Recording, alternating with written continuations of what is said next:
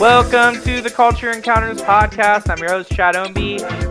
We're here with another episode with one of our wonderful board members. This time we're sitting down with Mr. Sam Adjei.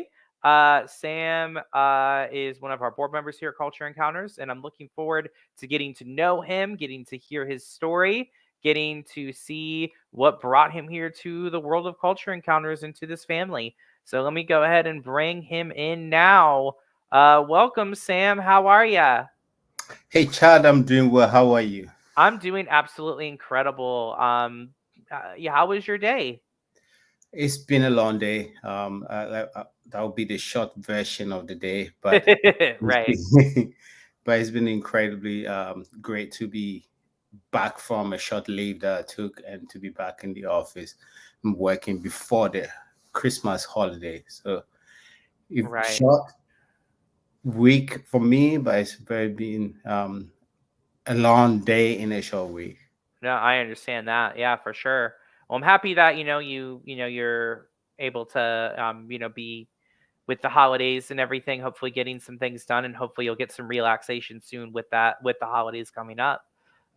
So let's get to know you a little bit. Talk a little bit about what brought you here to Culture Encounters with us, and talk a little bit about what that word culture, what it means to you. Oh, thank you very much, Chad.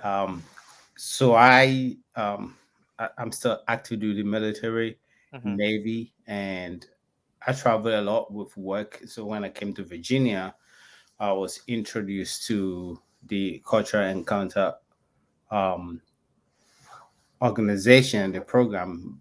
But I've known Amma, the founder, for a long time, going back to college days, Oh wow, okay, and so I knew the sort of person that Amma is, and when one of the board members was pitching me the idea of a board membership, I was like, I don't know exactly what you guys do, but then I know the person that Amma is, and I know where her heart is, and then right, I like the idea of a culture encounter because, like you could hear from my accent, I wasn't born in the United States.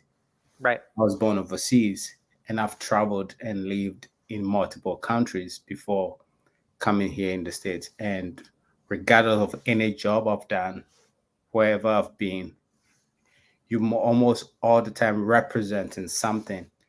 And culture to me, I think we learned it very early in our basic school that culture is the way a group of people live. And so if you just take that simple definition of what the term culture is, then every time you meet someone, you're meeting a person that live in a specific way. And so every time you meet a person, you're encountering a culture. And so when an organization like Culture Encounter decide to be that facilitator of people experiencing the brightness of another culture, unlike theirs, to be able to develop kids or children or adults into culturally aware people so that they can live in an environment where they learn to appreciate anything that they see. I felt that was good. Um, and it's something that I would love to be a part of. that's amazing, and I love that we dissected the word culture encounter, or the words plural culture encounters there. What I love what you said about whenever you encounter a person, you're encountering a culture, because culture really is the manifestation of humanity, right? So it's true, and I think that that speaks to the importance of the work we do to hopefully help people, not with these encounters, make connections, these cultural connections through these encounters, because whether someone is actively seeking out these encounters or not, they're going to have them. Yeah. So it's important to make connections and to have cultural awareness and cultural intelligence. So I love that we dissected those words a little bit and kind of what they mean. So you had mentioned, you being an active member of the military, you've seen a lot of the world, like you were saying. How do you think that shaped you, who you are as a person? getting to experience so much of humanity, getting to experience so many different cultures and everything, in different countries, and see the world really. How do you think that has shaped who you are as a person? I learned a long time ago that when you read, you acquire the mind of the person writing the book. And so if you read often, you acquire like this mind of multiple centuries. And instead of just you as a person having your own mind, you now acquiring the minds of centuries of people, either the one writing it or the people that he wrote about. And I think Right. I view culture encounter in the exact same way. Um, I feel because of my approach, because of places that I've lived and the people I've encountered. And then I have to explain this a little bit before I say what I'm about to say. Sure.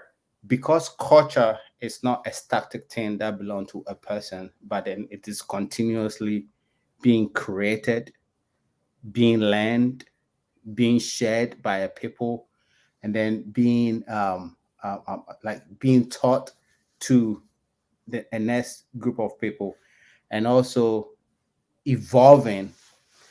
Every time you had an opportunity to encounter a specific culture of a person, you are encountering something that this person has been taught or he's learned. It could just be some features of culture like a language or the way they behave, their attitude, or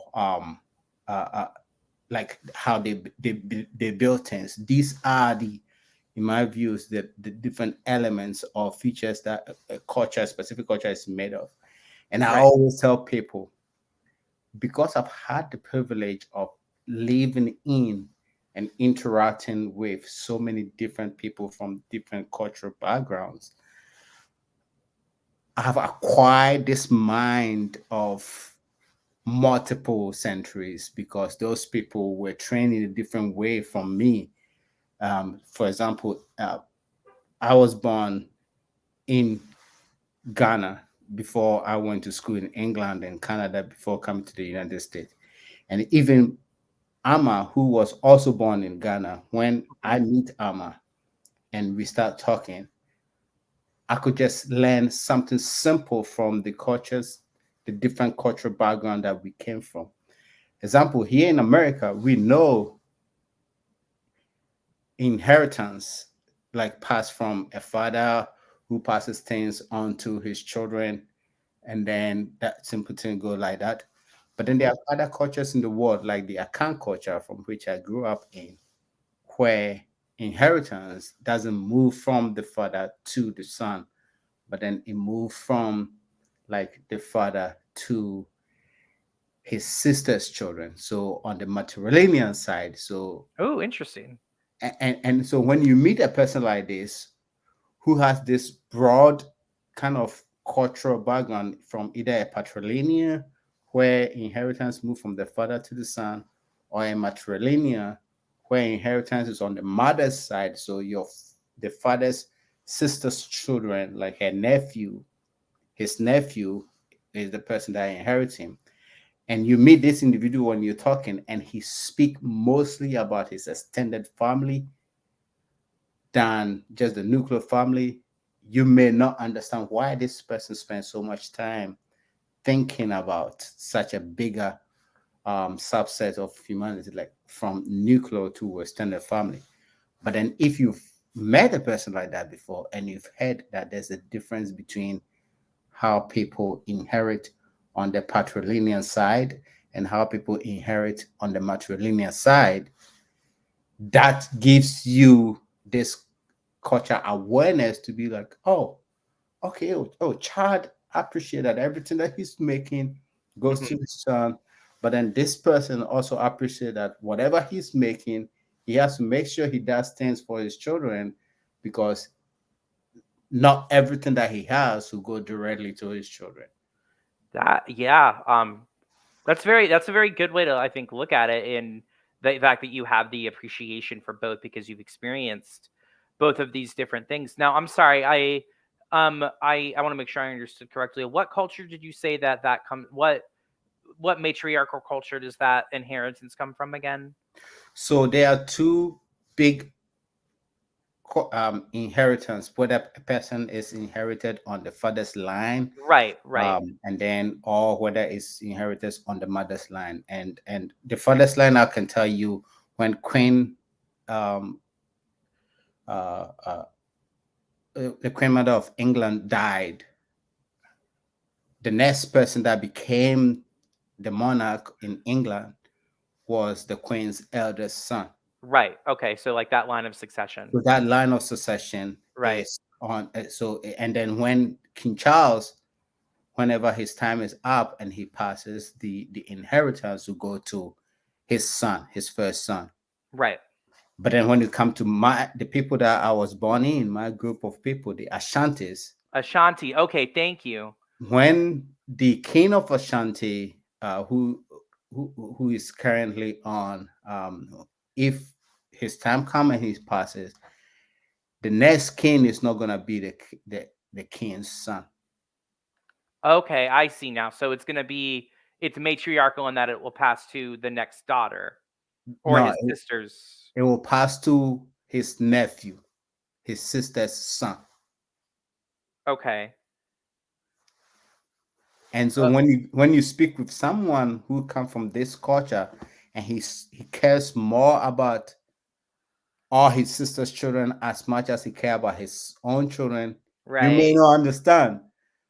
Right, But right. the root of the matter is he has to develop all these people equally because he knows the inheritance moved to on the mother's side. So his sister's children Oh, will okay. inherit him. His sons are the sons of the king, but they will not be kings. Interesting.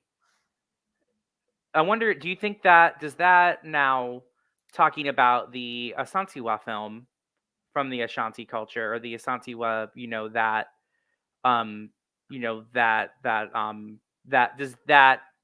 um does that line of succession trace itself back to Asante, or is that completely coincidental?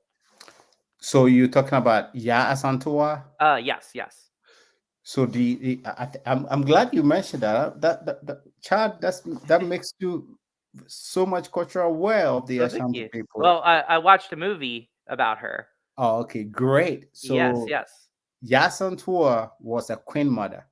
yes. She was never a king. Okay. And so even though at a point in time she led the Ashantis in the war between the British and the Ashanti kingdom, Mhm. she was never the king of the Ashantis. Interesting. She Okay. was still the queen mother. The Ashanti king at the time had been exiled. And when that king was returned, he became the king. So he's a queen mother. And that's a beautiful question that you asked because in America, when we speak about diversity and then when we talk about equality, we tend to think of it as a modern concept that most cultures, which are traditional, do not have a role for women. Right. But just from that comment you made, the Ashantis and most cultures in Africa have had an important role for women that goes back centuries. Right. Because even though a woman is never the king, the role of a queen mother is the maker of king. Right. And so women have been respected for a long time in some of these cultures. That goes all the way back. And I remember any Ghanaian you talk to, and you can ask Ama, one of the quotes that all of us learned in high school is a statement by one of the Ghanaian intellectual in the 18th century, who was born in the 18th or 19th century, Mhm. between 1870 to 1920, something when he lived. And he said, if you educate a man, you educate an individual. But if you educate a woman, you educate a nation. Ooh, I like that.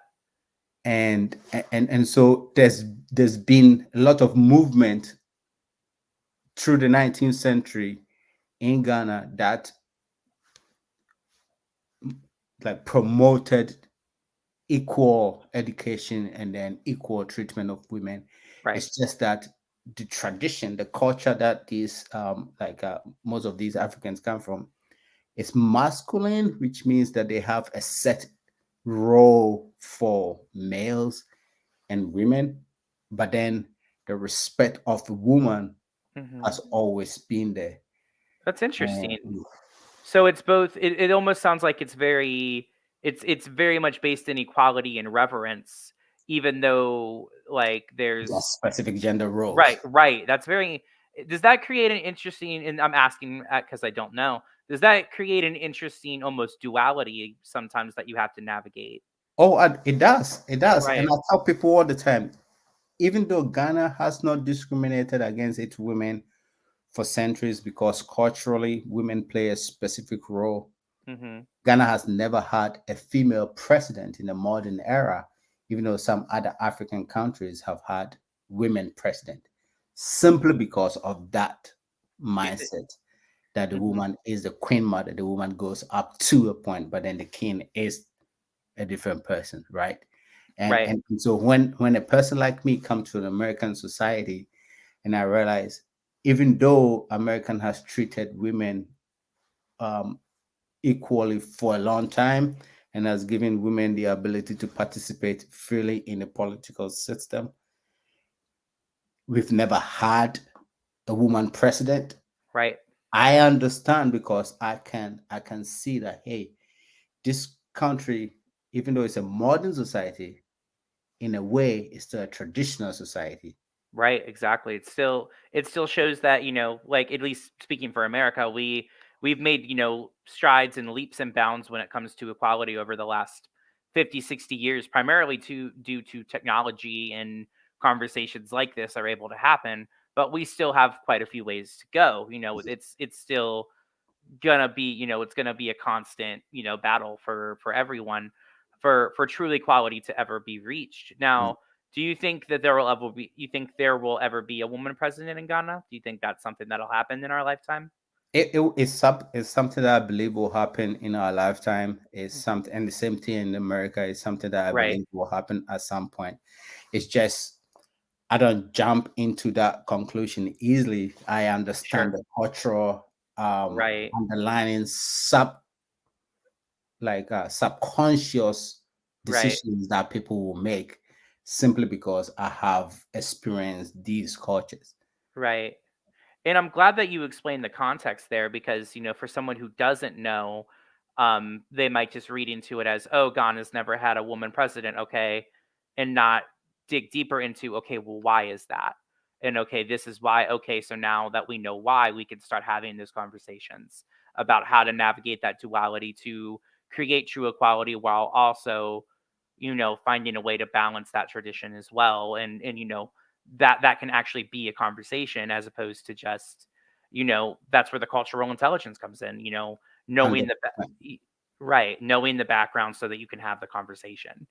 Because I believe if you just go into a conversation with, well, this is how things are going to be without, um, I think that's hard, right? Where it's like, if someone were to come to America and say there will never be a woman president, Yeah. well, no, there won't be if you don't assume that it's possible and don't have those conversations, without understanding the background and what has been taken to get where we are now. So um, I would imagine, thank you for educating me on that because I had no idea how far back that the the political landscape of the gender roles there went. So that's incredible to know, and I do hope that true equality, at least in the form of representation, is reached in a way that everyone is happy and comfortable with. That would, I think, be ideal. Well, thank you, and I appreciate that line of conversation. Yeah, for sure. The other thing I would want to add, which I've always had the privilege of saying, is when it comes to culture, I Right, find something about the American culture, and it's hard to put a finger on. But then, if you understand culture as the way a group of people live, and every and there's so many different elements that form culture. One of it is the attitude, right, and I say the American attitude is a piece of the American culture that makes America separate from any place world I've ever been. That the phrase that we use as an American exceptionalism Yeah, is truly true. You don't it's find another country that have a right, version of an American dream. right, That you won't find a country that says it's a British dream or it's a Germany dream. You don't have a right, country that say they are the greatest country on earth. And that attitude, when I first encountered American culture and I was learning to be part of an American as I am now as an American citizen, right. I realized for an American, regardless of who that person is, when you meet that person, he believes everything he has is the best. And it doesn't have to be it Right, doesn't right. have to be based on anything. It's just based on a cultural attitude and a It's true. perception about an American, and that is the American exceptionalism. He may be on a rough road, driving on a pothole laced road downtown somewhere, but Right. that person believes that is the best road condition in the entire world, and that attitude, that American exceptionalism, is different wherever you go. And that is, and I can speak to that, that's been ingrained in most Americans from the time we're born. We're taught America is the greatest place in the world, and here's all the reasons why. So yeah, it is very much ingrained in us, whether it's true or not. That's a whole nother conversation. But it is ingrained in us that exceptionalism, and I think that goes, that has its roots in imperialism and in really in imperialism too. Of we need to make America great, and America is so great, we need to go show the rest of the world how great we are by having more, right? So, well, it's rooted in that attitude goes back, since the founding of this country, but it also, has its roots in imperialism with like Teddy Roosevelt and William Howard Taft and all of these politicians who really made it a point to say we have to spread how great democracy is, and then it really became a big thing in the Cold War. The Cold War, it became a point of, such political pride to have that. And it was ingrained in us, from commercials to television shows to everything, this idea of an American identity. Um, and I'm not knocking that or acknowledge or praising that. I'm just saying, it's true. Like what you said, American exceptionalism is something that is taught and nurtured and fostered and reinforced in our society every day. So I think that that's another duality we have to navigate when we're actively learning about other people and other cultures, and understanding our country is a melting pot, and we need to acknowledge that and realize that American culture doesn't exist without acknowledgement of all these other cultures. But also, there are other regional countries, continents, cities, states, places that have so much to offer us, and so much to offer the world, and um, we need to be open to that. So hopefully, we can talk about things in America that we like, but we can also say, man, that food we got from that other country was exceptional, or I really liked the music in that other place, or I really liked looking at the art in that other place because man, that was great. And man, the people were so friendly and kind and welcoming in this other place. And I think, hopefully, as we have these conversations, we can get to those places where, we can do that. And I think the world is such a smaller place now, right? Because of the internet, because of technology. I had a conversation with someone in Rhode Island a couple of hours ago. Just with a drop of a hat, and we're Yeah. pretty. I think we're all fortunate now that we have that. Um, but I want to just thank you for your time today, your honesty. This has been an awesome conversation, Sam. Chad, thank you so much, and it's been an awesome time spending with you. I didn't know where the conversation was going to lead, but I'm Same. glad it brought back some of the things that I've picked up along the way, and it's been Absolutely. great talking to you. Absolutely. All right, everyone. Well, thank you very much. And I hope you enjoyed this conversation as much as we both did. Have a great night.